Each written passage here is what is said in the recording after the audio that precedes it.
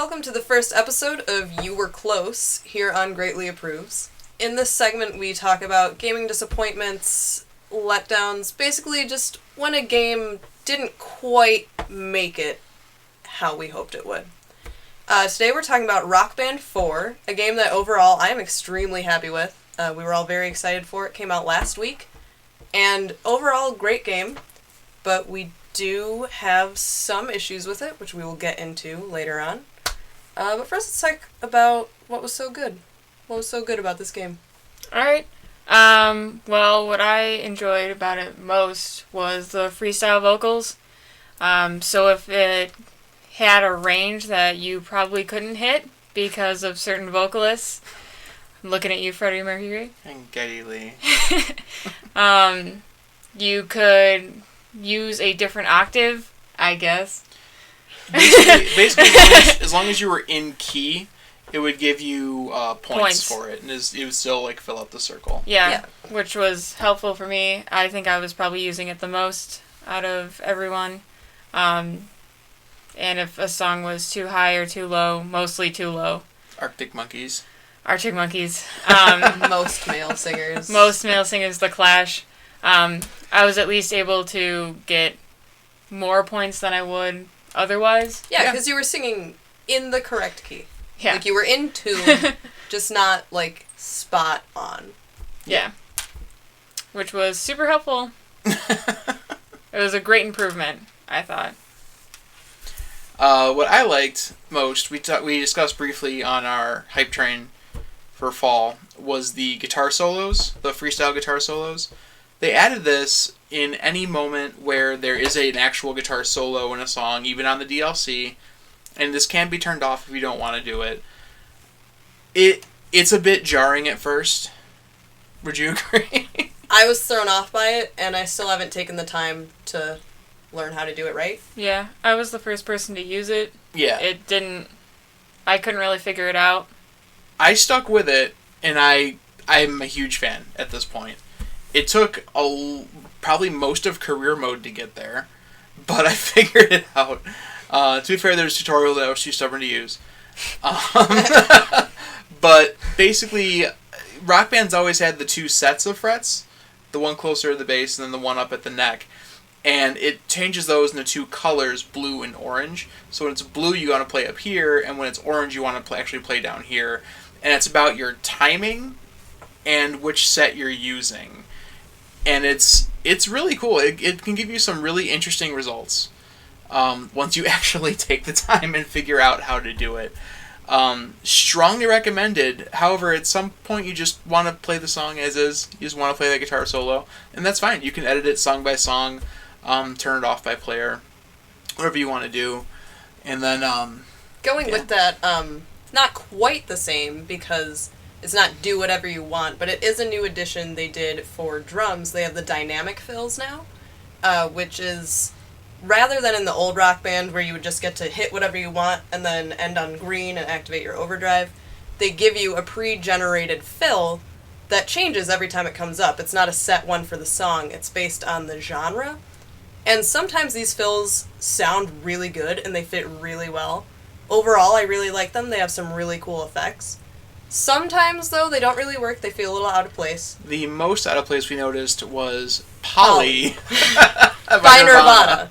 Because not a lot going on, and then out of nowhere, this weirdly involved drum fill abruptly ends mid-chorus.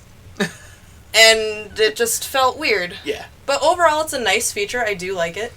And with that and the guitar solos, if you don't like it, you can just turn it off. That's a nice thing, because sometimes you just want to play the song as is. You can just switch it, do it the way you know it. And bassists get to sit in the corner. We already knew. We knew we would get nothing. Yeah. Another feature that I really liked was the voting mechanic. I don't believe it was in another game. I haven't seen it before, if it was. So in career mode, you can go in, and when you get offered a set list to vote on as a band, and you each can pick a song, you can pick the option for more, And it kind of... Yeah, there's always 4 options and then a more option. Yeah. So you have 4 choices and then I want to see new choices. Yeah. I liked it. I think it gave more, maybe a bit more dynamic to you working as a band. Mm-hmm. So if you have multiple people in a band, you kind of talk about what you want to do. Yeah. And I thought it was an interesting feature. Yeah. It also, one thing I like that it does is it speeds up the gameplay. You don't exit back into the mega song list. Usually you can kind of pinpoint it down. There's songs, it'll give you like options like this song by this artist, or it'll say like I want to play, one option could be a song by Queen. One option could be like an alternative song. Something alternative, or something from 1995, which could be about anything. Yeah, especially in your DLC. Yeah, and we did one. There was a song with a female vocalist. Ended up being the Rock Band Network Mega Mix. That was a bad time. That was a really bad time. So, as someone who sang that, that was a bad time. Yeah. We were hoping for like anything Blondie, else. No doubt, but like we just got the Mega Mix, which was ridiculous. And had a male vocalist. And then a female vocalist, and then a male vocalist. It started with a female. It did start. And then we had like 4 songs with dudes yelling about how all their friends are alcoholics. Yeah. Yeah. What makes that really helpful, though, is if you already have some of the DLC. Because if you don't, the set list is not very large or expanded. Also, it tries to be kind of mysterious, like, do you want to play a song by Rush? There's only one song on the disc by Rush, so it's may as well just say, do you want to play A Passage to Bangkok? But with like a wealth of DLC, which thankfully is backwards compatible, and does largely work, 1995 could be anything. I think we got Machine Head. We did. On that one. I was expecting something off Tragic Kingdom. Yeah. But I was expecting Offspring, but... Yeah, so it's really cool the more you add to it. With just the disc selection, I'd imagine it'd be pretty lacking. Speaking of the disc selection, that kind of moves us into what we were kind of let down by with the game. Just kidding. Yeah, you're skipping over something pretty good. There's a thing. Pretty good. The career mode, honestly, did something pretty cool this time around with the choices that you got to make, because every time you go out on a new tour, they'll present you with 2 options. They'll be like, your bassist uncle has this really old van, want to use it? You'll save money and like get more fans. And it totally looks reliable. Or you can go with this manager guy and like you'll get more money. That's what it was. More money. I don't know, whatever. But it gives you 2 different options. And then you choose, and you go off on that tour, and it, like, affects your money or your fans or your style, whatever. And it leads to some pretty hilarious situations sometimes.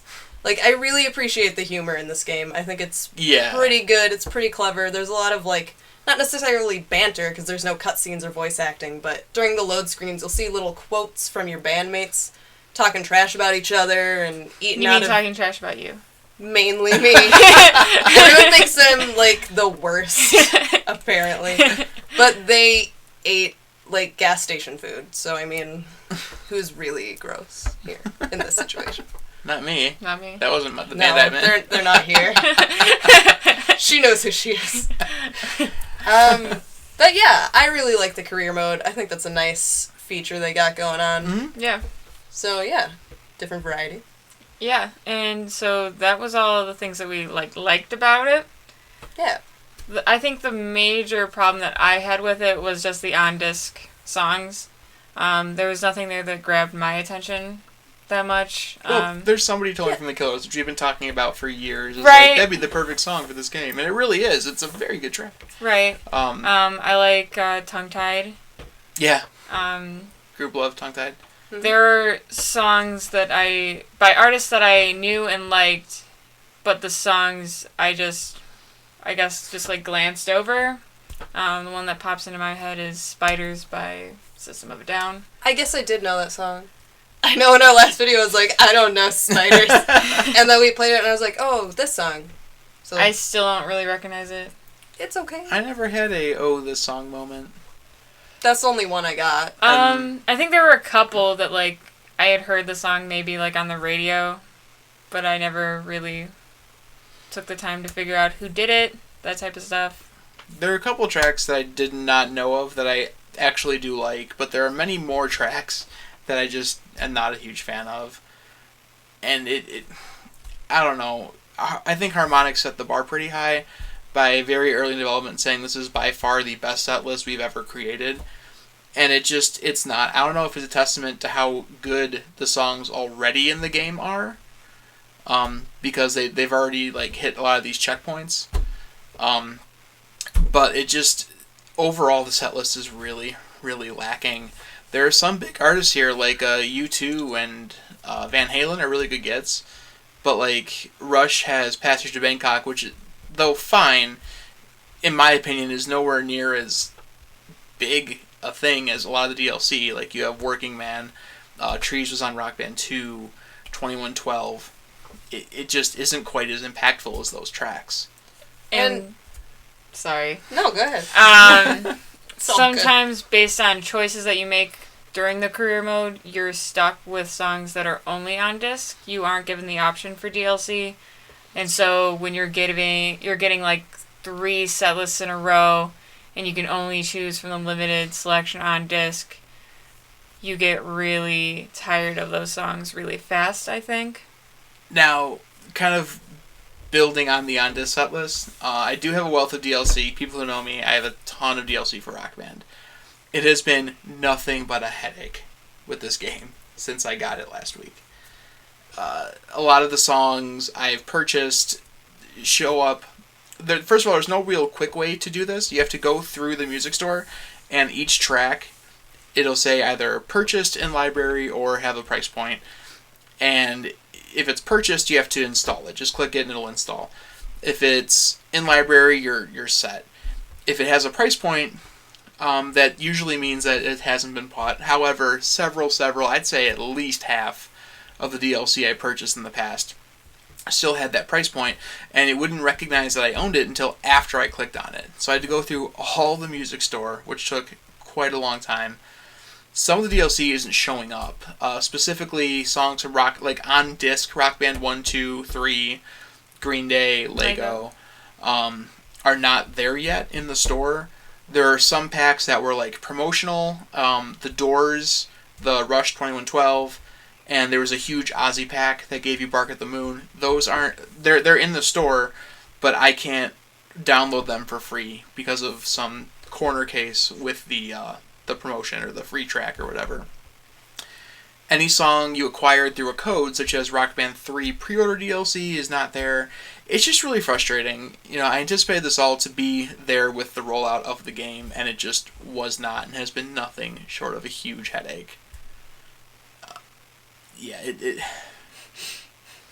It took hours. Fair. Fair. And when you have such a limited set list, you want to have those songs. Yeah. You want to have as many songs as possible. Yeah. Like, my first 2-3 hours of the game wasn't playing it. It was just getting it ready. And that's not counting the time we spent before you got home setting it up and doing the first chunk of downloading. You have to go through song by song. It takes forever. Yeah. Okay. Speaking of things that are limited, let's talk about making a character and the way that goes. Or doesn't go. You got 2 body types. It's just gender. Mm-hmm. Like, it's just masculine, feminine, male, female. That's it. They're both, like, super thin. Yeah. Super thin, It's can't just- adjust tight, can't adjust build. Nope. Whatever, fine. Who cares, I guess. Starting out, you get 4 choices of hairstyle. Well, I guess 5, counting 5. bald. That's it. They're all pretty long. That's it. That's what you got when you're making your person. You cannot change their outfit off the bat. I hope you like that gray t-shirt, because that's what you get until you go on tour. And now you went on tour, and your band's doing real good, and let's say you have like $20,000, I think our band is at.